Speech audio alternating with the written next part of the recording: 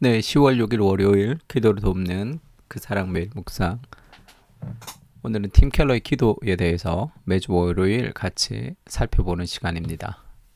팀 켈러 기도의 5번째 이렇게 기도하라라는 파트에 이 감사와 찬양이 먼저다라는 거예요.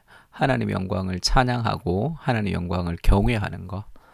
그때 지금 오늘은 감사의 중요성, 감사라는 것이 기도에서 굉장히 중요하다라는 것을 보여줍니다.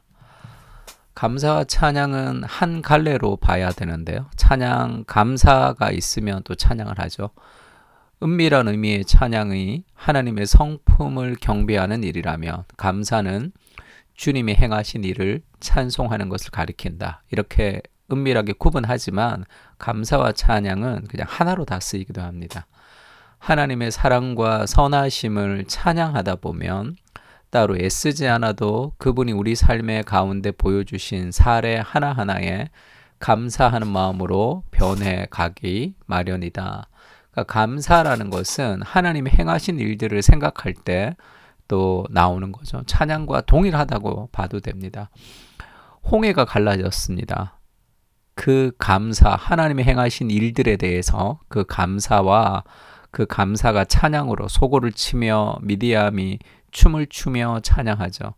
우리의 모든 찬양과 감사는 인간의 감사가 시작이 아니라 하나님이 우리에게 행하신 일이 먼저 있습니다. 그것을 기억할 때 감사와 찬양이 자연스럽게 나올 수밖에 없는 거죠. 근데 로마서 1장 18절에 보면 하나님의 진노가 불의로 진리를 막는 사람들의 모든 경건하지 않음과 불의에 대하여 하늘로부터 나타나나니 이는 하나님을 알만한 것이 그들 속에 보임이라. 하나님께서 이를 그들에게 보이셨느니라. 세상에 있는 모든 사람들은 하나님을 알 수 있는 종교의 씨앗이 인간 안에 있다는 거예요. 창세로부터 그의 보이지 아니하는 것들 곧 그의 영원하신 능력과 신성이 그가 만드신 만물에 분명히 보여 알려졌나니. 그러니까 자연 만물을 보면 하나님이 누구신지를 분명히 알 수 있도록 자연 안에는 하나님의 영광으로 가득 차 있습니다. 그러므로 그들이 핑계하지 못할지라. 온 세상과 자연 만물 속에 하나님의 영광이 있어서 그거를 우리가 보면 다 알아야 돼요. 근데 지금도 자연과 만물을 보면서 하나님을 모르는 사람도 많죠. 그것은 하나님의 영광이 보이지 않기 때문이 아니라 하나님의 영광이 온 세상에 가득 차 있는데 인간의 타락한 마음이 그것을 볼 수 없는 거죠. 눈이 멀었기 때문에 그렇습니다. 그래서 복음의 은혜를 알 때, 그리스도를 영접할 때 그 하나님의 영광을 볼 수 있는 거죠. 12장 1장 21절에 그렇게 얘기합니다. 하나님을 알지만 하나님을 영화롭게도 아니하며 감사하지도 아니하고 오히려 그 생각이 허망하여지며 미련한 마음이 어두워졌나니. 그러면서 결국 하나님을 거부하는 사람의 특징을 감사가 없다 이렇게 얘기하죠. 하나님을 알아도 하나님을 영화롭게 하지 않고 감사하지도 않는다는 것은 하나님을 잘 모른다는 거야. 하나님을 지식적으로 알 수 있지만 그분을 인격적으로 알 때 반드시 감사하게 되어 있습니다. 어머니가 나를 사랑하시고 부모님이 나에게 헌신하신다는 은혜를 깊이 알면 감사하지 않는 것이 말이 안 되는 거죠. 근데 인간의 본성은 하나님께 감사하지 않는 것이 인간의 본성이에요. 그래서 우리가 기도할 때 감사한다는 것은 굉장히 이례적인 일이고 그것이 하나님을 사랑하는 사람들의 특징입니다. 인간은 본성적으로 감사하지 않아요. 하나님을 알지만 감사하지 않는 것이 왜 그렇게 심각한 죄인가? 우리가 표절할 때, 논문을 표절하거나 할 때 그 표절이 심각한 범죄가 되는 이유가 표절하면 박사학위가 취소가 되죠. 남의 생각을 마치 제 것인 양 내세우기 때문이죠. 다른 사람 생각을 이제 훔쳐오는 거니까. 누군가의 아이디어에 기댄 게 문제가 아니라 표절은 본래의 주인에게 감사하며 공을 돌리지 않으므로 일종의 절도행위죠. 그러니까 하나님께 영광을 돌리지 않는 것, 감사하지 않는 것도 마찬가지입니다. 내가 모든 것을 내 공으로 생각하는 거죠. 원저자를 욕되게 하는 짓일 뿐 아니라 스스로 허약해지는 길이기도 하죠. 왜냐하면 자기가 생각해낼 수 있는 능력이 점점 사라지겠죠. 자꾸 표절하다 보면. 앞으로도 그만한 아이디어를 끄집어낼 능력을 잃어버리는 까닭이다. 그래서 감사하지 않는 것은 지금 모든 것을 자기의 공으로 돌리는 거죠. 왜 그렇게 하나님이 감사를 중요하게 여기시는지 짐작이 가는가? 영적으로 아쉬울 게 없으며 자신의 힘으로 뭐든지 해낼 수 있다는 환상에 빠져 사는 생활 태도야말로 우주적인 배응망덕이죠. 내게 공기를 주시고 오늘도 생명을 주시고 내 삶을 지탱하는 하루하루의 삶은 하나님의 은혜의 선물로 우리에게 주시는 거죠. 내 것이 아닙니다. 당연한 게 아니에요. 아침에 눈을 뜰 때 직장 가기 싫다. 학교 가기 싫다. 아무것도 안 하고 싶다. 그것은 생명을 주시는 하나님에 대해서 우리가 그 감사를 하지 않을 때 생기는 거죠. 눈을 뜨면 하나님이 내게 새로운 생명을 주신 거예요. 그래서 우리가 오늘 살아가고 있는 겁니다.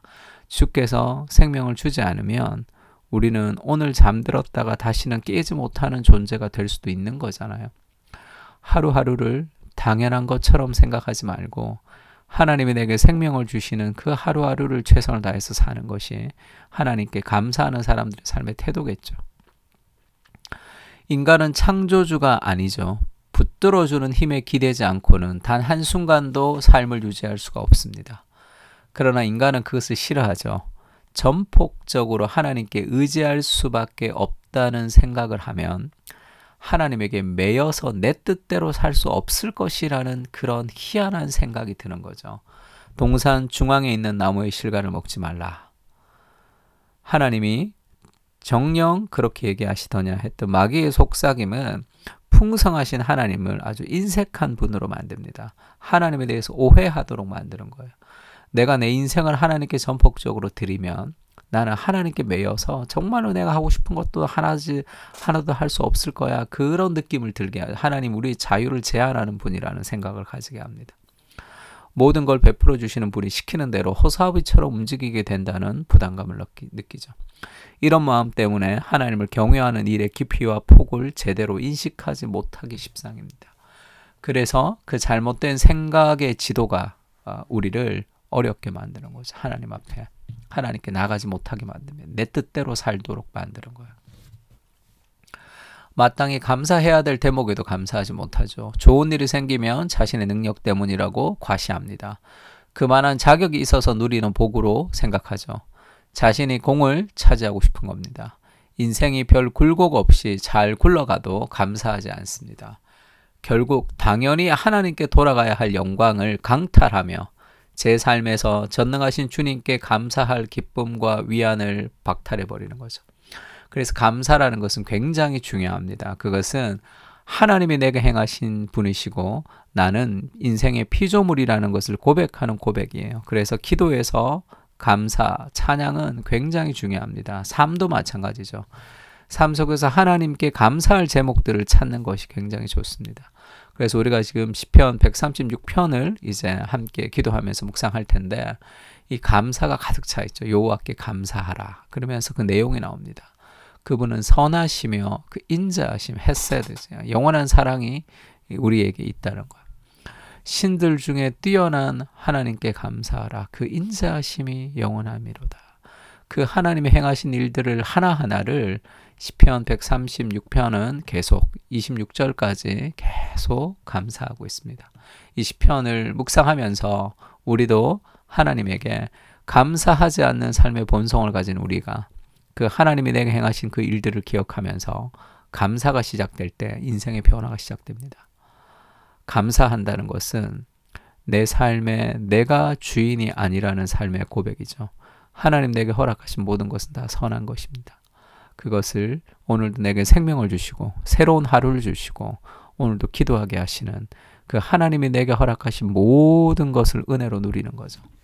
그것을 감사하며 살아가는 오늘 하루가 됐으면 좋겠습니다.